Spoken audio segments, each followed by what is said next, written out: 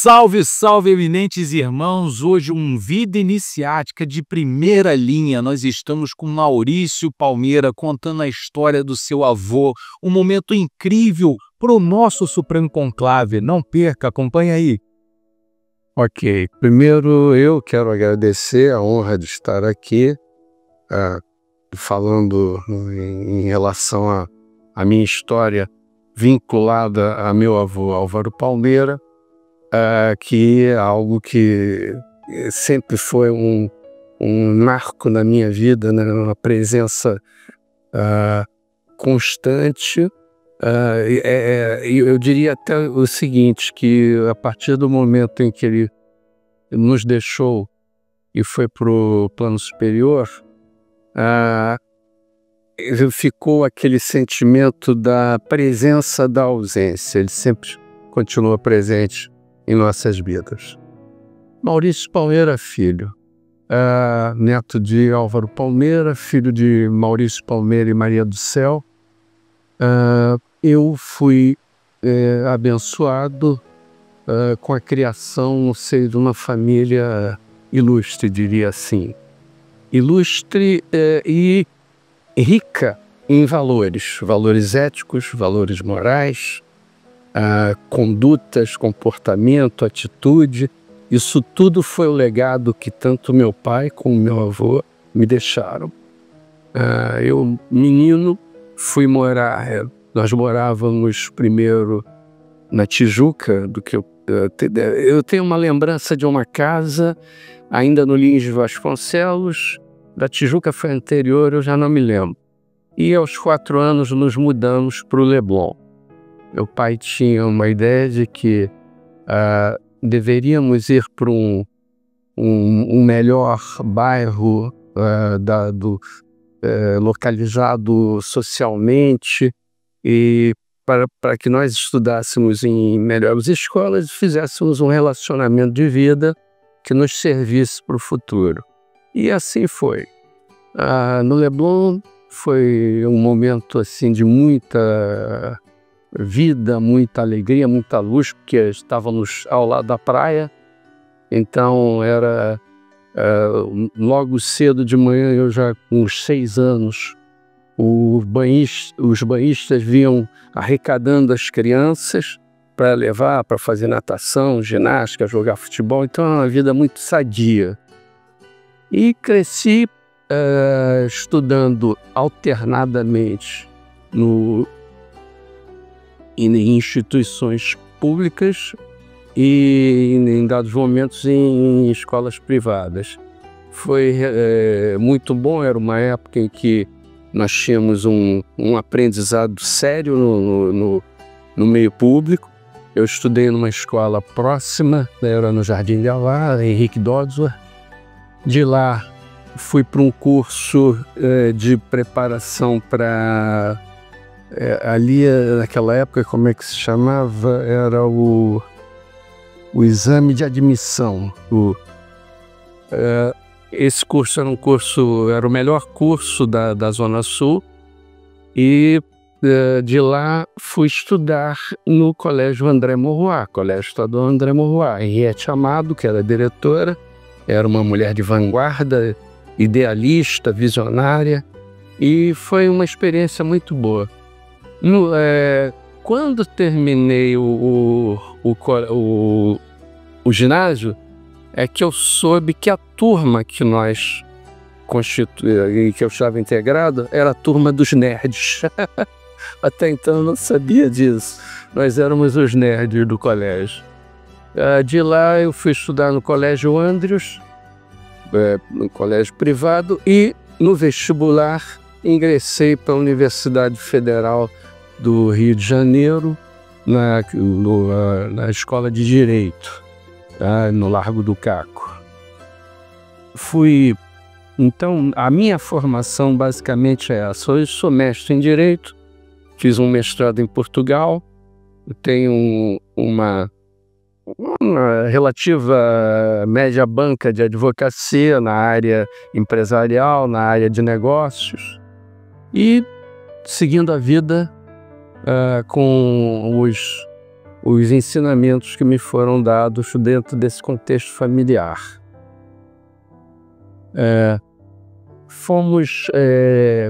Voltando ao tema da bênção familiar, eu diria o seguinte: meu pai, filho único, sempre foi muito exigido por meu avô e minha avó, mas sempre foi uma pessoa de muito sucesso. Viveu pouco tempo conosco, partiu aos 52 anos de idade e deixou um vazio muito grande. Foi um momento muito difícil.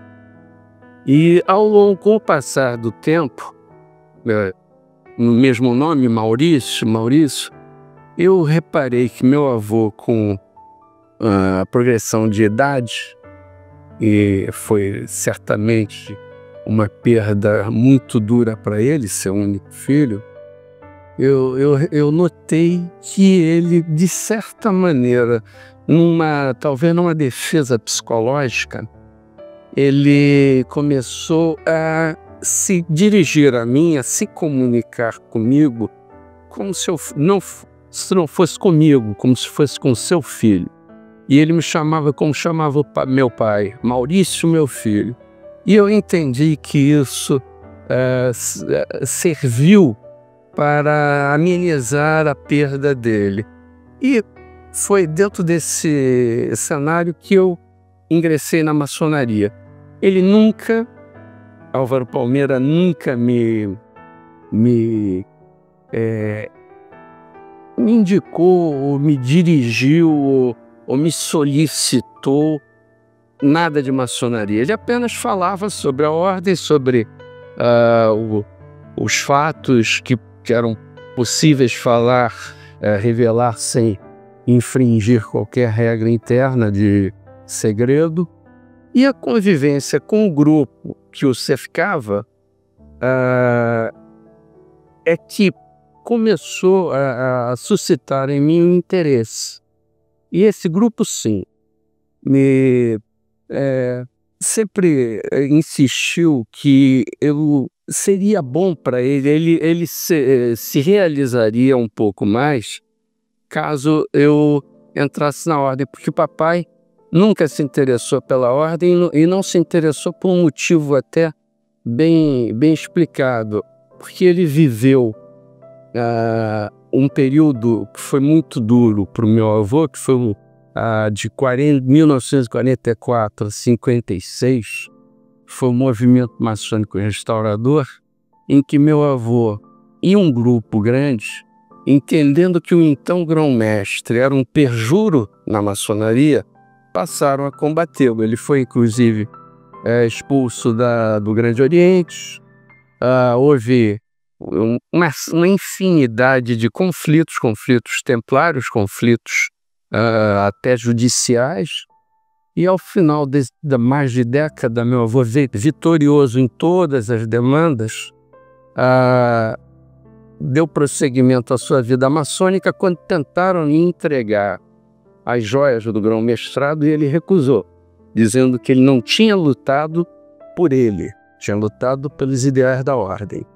E com isso, meu pai, vendo toda essa situação, os conflitos que se multiplicavam, o clima de tensão que certamente havia, ele se desinteressou completamente da maçonaria e não se iniciou, não foi maçom.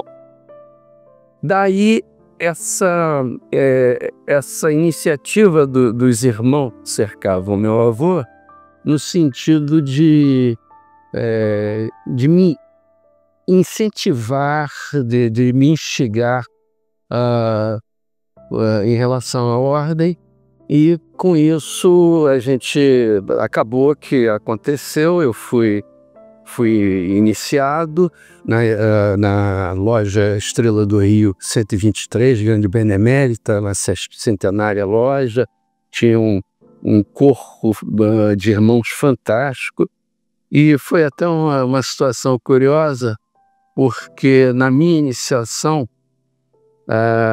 aprendiz iniciado fica calado. E eu fiz um discurso. os irmãos disseram, só podia ser neto do Palmeira mesmo. Enfim, é mais ou menos um resumo. Posso falar um pouco também em relação com minha mãe, minhas irmãs, que sempre foram pessoas especiais. Nós tínhamos um elo de família muito forte. Meu pai dizia que os problemas ficavam da porta para fora de casa. Em casa nós éramos família e tudo tinha que se nortear pelo sentimento de união, de fraternidade.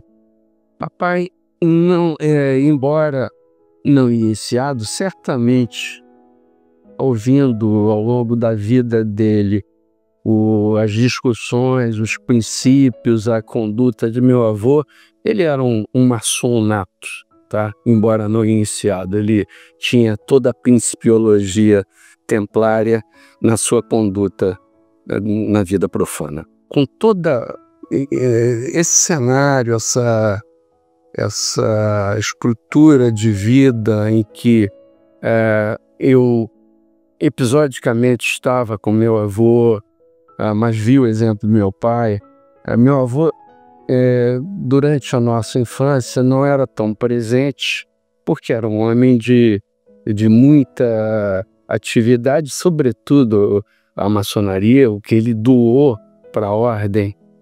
Eu acho que poucos na história o fizeram, tá? Com tal intensidade e qualidade. Então, o nosso relacionamento se resumia aos eventos familiares normais, aniversários e as datas de Natal, enfim.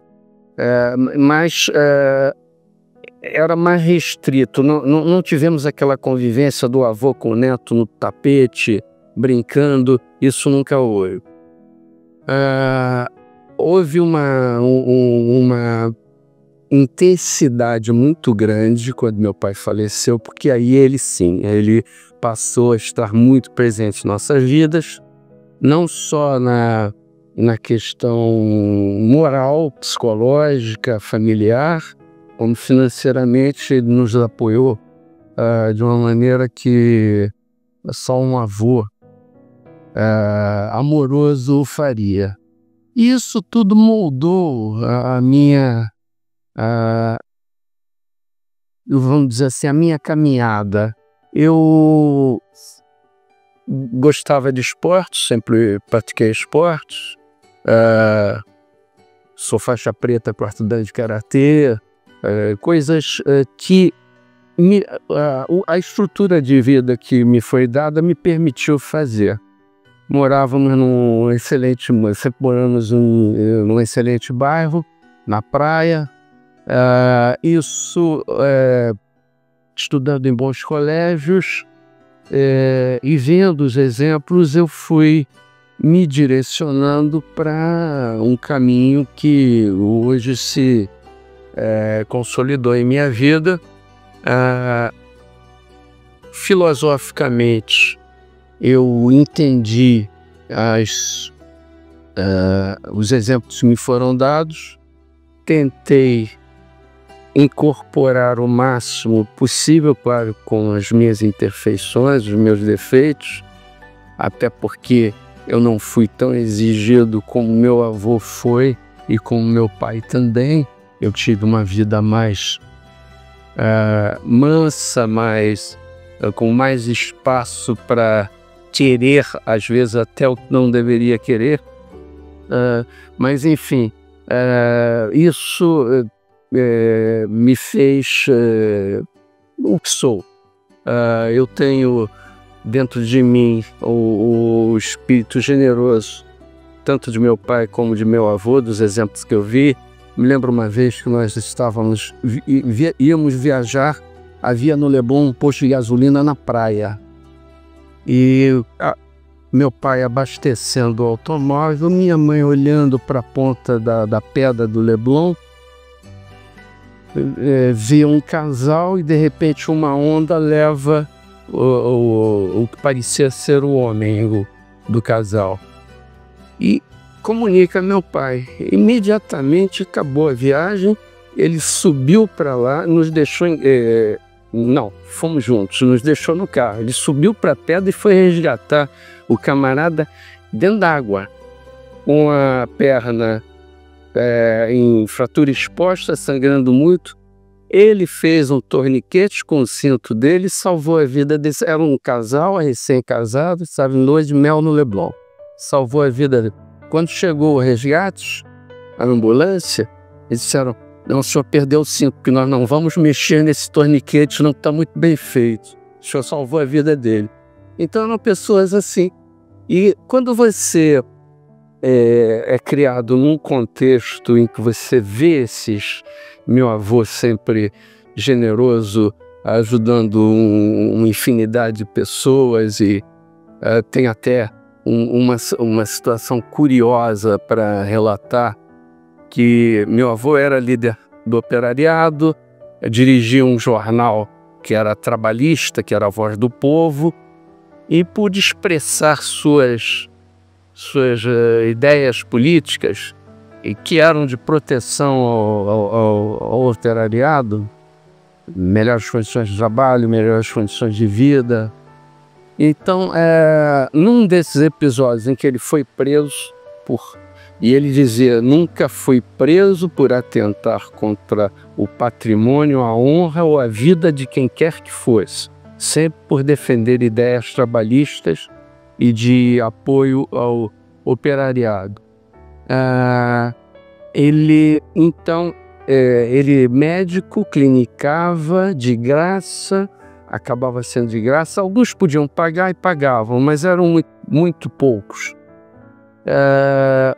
E como ele tinha um compromisso muito grande com o trabalho dele de médico, ele queria efetividade naquilo que ele prescrevia, e não confiava tanto na formulação de terceiros. Resolveu comprar uma farmácia.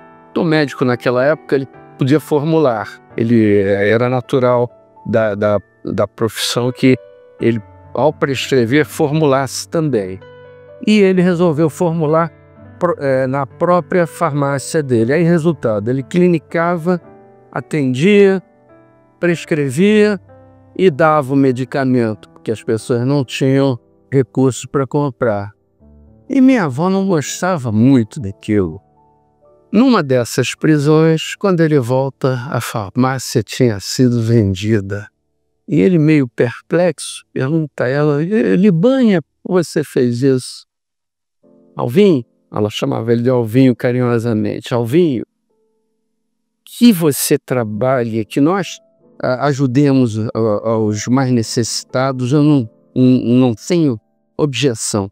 Mas que, além disso, a gente ainda tira do nosso vencimento para sustentar a farmácia, aí nós temos um filho para criar. Eu resolvi vender. E ele aceitou de bom grado. Lembrando, né, de meu avô, vem à tona exatamente essa imagem dele como um homem que viveu além do seu tempo, num momento sempre adiante. Ele era um visionário totalmente despojado de interesse pessoal. O interesse dele era público, era geral, era de reformulação da sociedade pelo aprimoramento do ser humano. Isso era uma característica marcante nele, e foi isso que ele instituiu na maçonaria, que ele liderou. Não digo liderou como grão-mestre, mas que ele liderou sempre como um líder participativo. Meu avô se iniciou na maçonaria em 1920, já num episódio curiosíssimo, porque tinha sido noticiado nos jornais, no Jornal do Brasil, inclusive, que era o órgão mais forte na época, era a capital federal, Rio de Janeiro, né? Que um francês, um sociólogo francês, iria fazer uma exposição sobre a Revolução Russa e sobre algumas questões que envolviam a França, que envolviam lá o momento em que os ideais estavam em ebulição. E ele então foi com um grupo, ele tinha sempre o grupo que o acompanhava, isso foi na vida dele toda, antes da maçonaria, durante e depois. Era o grupo da Voz do Povo, do jornal, que ele dirigia. E quando o francês terminou de fazer a exposição, ele levantou, subiu no banco, ele era baixinho, e pediu a palavra ao senhor presidente, que era, na verdade, o grão-mestre da época. Me foge agora o nome dele. E a palavra não foi dada, mas também não foi negada. E ele começou a discursar, rebatendo tudo que o francês tinha dito. Tudo. Tá? E dizendo que ele professava aquele entendimento, que sabia que a maçonaria era uma ordem libertária onde as ideias podiam ser expostas. E aí saiu embaixo de aplausos. No caminho de saída, ele é procurado por um maçom que lá estava, era um costureiro de senhoras, que, dizendo a ele que o francês não representava os ideais maçônicos, o convidou para uma conversa no seu ateliê, o que ele foi no dia seguinte, e daí surgiu uma petição de iniciação, e ele foi iniciado em novembro ou dezembro de 1920, ainda em 1920. Mas foi iniciado sempre dentro de um contexto turbulento, porque na loja, de pronto aprovaram, haviam 2 escrutínios, um da loja e um do conselho, do grande conselho.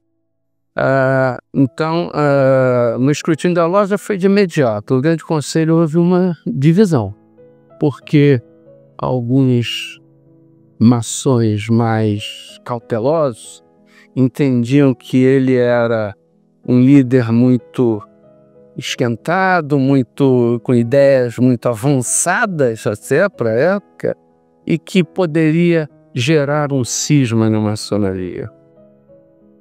Só que o grão-mestre era um homem de descortino e não admitiu que ninguém... Ele entendia que na maçonaria ninguém poderia ser cerceado por defender as ideias.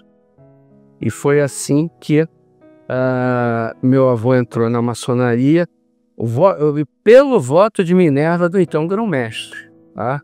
Meio a meio, 50% a favor, 50% contra, e pelo voto, pelo voto do grão-mestre. E logo depois disso, quer dizer, ele já começou a se mostrar como um líder que era, e, enfim, a vida dele na maçonaria, desde a iniciação, teve 3 fases. Tá? A segunda fase que veio foi exatamente aquilo que eu citei no início da nossa conversa, o que se intitulou Movimento Maçônico Restaurador, porque eles entenderam, ele primeiramente, e o grupo que o apoiava, entendendo que a maçonaria estava num descaminho dentro da sua visão filosófica, iniciática, institucional, pela má condução de um grão-mestre que eles entendiam como um perjuro, que estava violando os juramentos feitos à maçonaria, iniciaram um movimento de combate a eles. Meu avô foi expulso da Ordem do Grande Oriente, fundou o Grande Oriente Unido, tá? Fundou uma primeira loja eu acho que era a Loja do Brasil, depois uma segunda loja. E o Grande Oriente Unido conviveu com o Grande Oriente do Brasil por esse período, até que esse grão-mestre foi depois. Ele se mantinha no poder indefinidamente. Quando ele caiu, tá, houve chance de se renovar, serem renovados os ares templários. Com isso, se inaugura a terceira fase, que nesse momento, como eu já havia dito, ele não aceitou as joias do grão-mestrado e foi eleito, então, num sufrágio regular em 1963, ou seja, 6 anos depois, ou 7 anos depois de todo esse episódio. Ele foi eleito grão-mestre dentro de um sufrágio regulamentar, não? E exerceu de 63 a 67, 63 a 67, 68 a 68, perdão. Exatamente naquele período em que os militares assumiram o governo do Brasil. E ele, durante todo esse período, ele se manteve vigilante pelos direitos e garantias individuais, pelas liberdades, sempre se dirigindo à nação, fazendo pronunciamentos constantes, tá? E os militares entendendo respeitá-lo como deveria ser. Todas as vezes que ele solicitou alguma coisa em prol de alguém, tá, que estivesse preso ou em vias de selo, foi bem atendido, havia um respeito. Quando ele largou o grão-mestrado, aí é que houve um grande momento dele, que me parece que foi a maior contribuição dele à ordem, que foi quando ele se dedicou a reimplantar, a revitalizar, a renascer o rito brasileiro. Foi a partir de 1968, já fora do grão-mestrado. Ele dizia o seguinte: a maçonaria não tem pátria, mas os maçons a têm. E a maçonaria deve se reger segundo a cor local da sua pátria. Ele usava muito essa reflexão de que a maçonaria norte-americana e europeia, que cuidava, que vivia num ambiente de sociedades muito mais evoluídas, em que as necessidades básicas do ser humano já tinham sido superadas, e era uma maçonaria muito mais de fraternismo, tá? Mas que na América Latina, tá, em outros cantões do mundo, ainda se lutava por liberdade, por igualdade, por fraternidade, por sobrevivência. E então essa maçonaria desses outros países no qual se incluía o nosso Brasil não poderia ser a mesma que era praticada na Europa, na Inglaterra, na França, enfim. Com isso ele entendeu que reavivar o rito brasileiro e lhe dar substância era a missão dele naquele momento, em que, deixado o grão-mestrado, ele tinha que dar sequência à sua missão. E foi reescrevendo os rituais, colocando temas que a princípio não eram muito utilizados, mas o maçom tem que ser empreendedor, o maçom tem que ter a noção do do país em que ele vive e de suas dificuldades para lutar, para que essas dificuldades sejam sanadas, sejam superadas. Enfim, foi aí que ele reescreveu a história dele, e eu acho, no meu sentimento, que foi a parte mais preciosa da vida maçônica dele. Ele já era um líder consolidado, ele já não estaria mais disputando qualquer situação de poder, e sim doando. Ele estava doando ali todos os seus ideais para a ordem maçônica. Eu vou aqui fazer um retrospecto rápido, porque não poderia deixar de mostrar um aspecto precioso da personalidade dele, que se deu no contexto do movimento maçônico restaurador em que ele estava combatendo o então grão-mestre. Os desmandos eram tantos que eram sentidos pelas lojas, tá? Havia uma consciência já das lojas em relação à má gestão, à conduta imprópria maçônica do então grão-mestre. E chega um determinado momento em que meu avô é visitado por um irmão de uma loja do interior. Esse tema não podia deixar de falar, porque é muito curioso e é muito significativo. Então ele é visitado por um irmão de uma loja do interior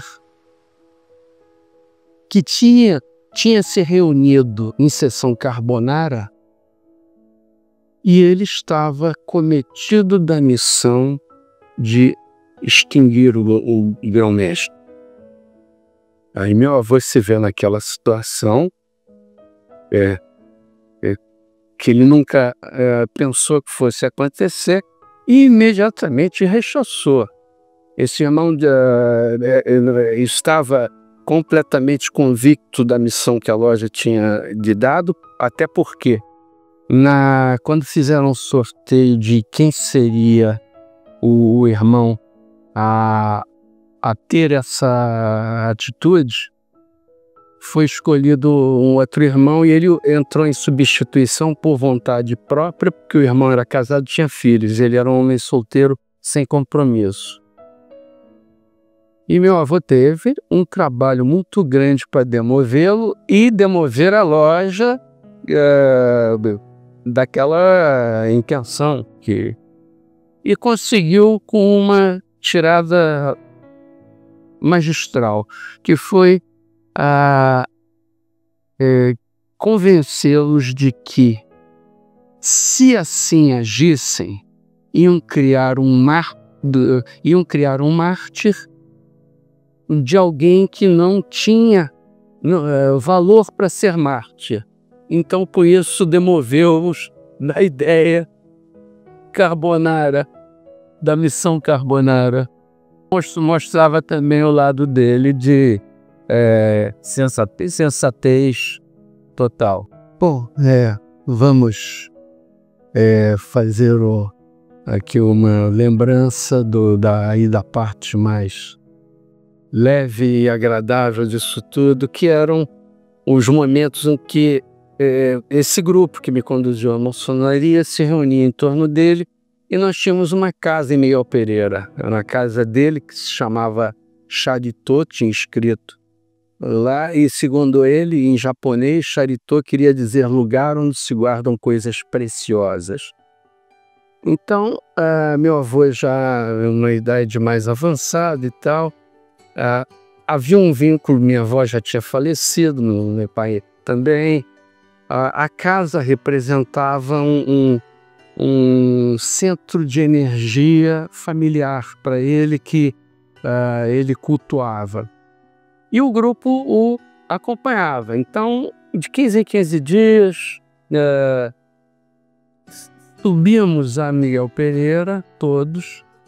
Aí, o nosso grande primaz, ex-grande primaz, Ney Inocêncio, estava com a gente. José Coelho da Silva, que foi grão-mestre do Grande Oriente do Estado, de quem eu fui subprocurador, depois grande procurador, tá? Na gestão, nas 2 gestões dele, nos 2 mandatos. Eu comecei como subprocurador, ele me convidou, fui grande procurador e daí fui para o tribunal, me tornei juiz maçônico do Goiás. O Zé Coelho da Silva, Enoque Valentim Filho, tinha um grupo que eu acompanhava sempre. E as histórias eram muito engraçadas, muito agradáveis. Meu avô sempre foi um homem de hábitos regulares. Então, quando chegávamos em Miguel Pereira, ele nos deixava ali na sala, na varanda da casa, descia, ia ao Bar do Nenco. Aí comprava os pastéis, ele sempre levava, ou tinha lá na casa, uma garrafinha de uísque, uma bebida. Aí era o momento de relaxar. Tínhamos chegado da estrada, bebíamos um aperitivo, comíamos um pastel. Só que isso, quer dizer, já era próximo da hora do almoço. E aí os irmãos, vinha o Palmeira com os pastéis, daqui a pouco ele vai querer almoçar. E de lá subimos para o clube para almoçar. Mas eram momentos assim muito, muito agradáveis e de união, fraternismo.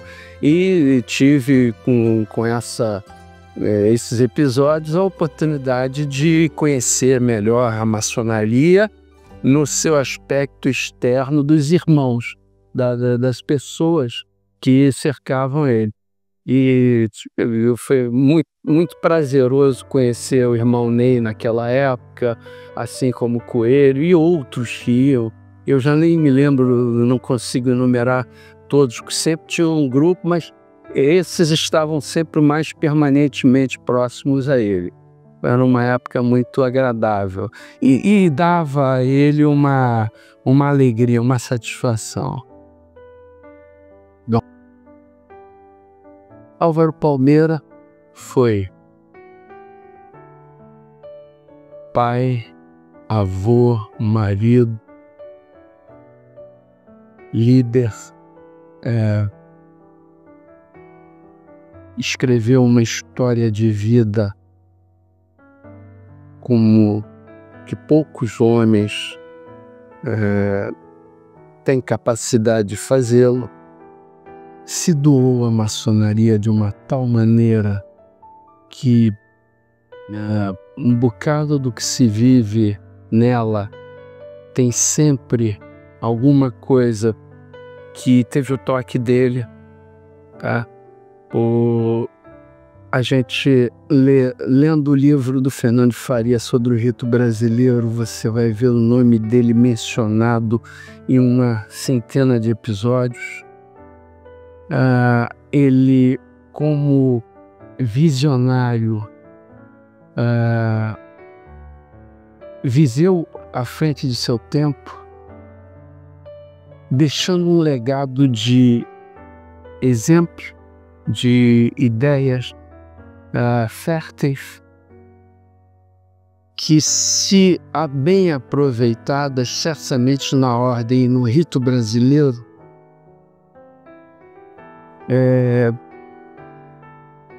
vão frutificar numa maçonaria mais plena, mais efetiva e dentro daquela ideia de que, como somos em ordem uma escola de líderes, teremos líderes mais aptos para disseminar exemplos e condutas para um número cada vez mais crescente de pessoas, situação que pode realmente fazer a diferença numa reformulação social dentro de um contexto brasileiro. O rito brasileiro tem essa missão e tem os instrumentos para tanto. É o que eu diria como concluindo a imagem que eu tenho do meu avô como maçom.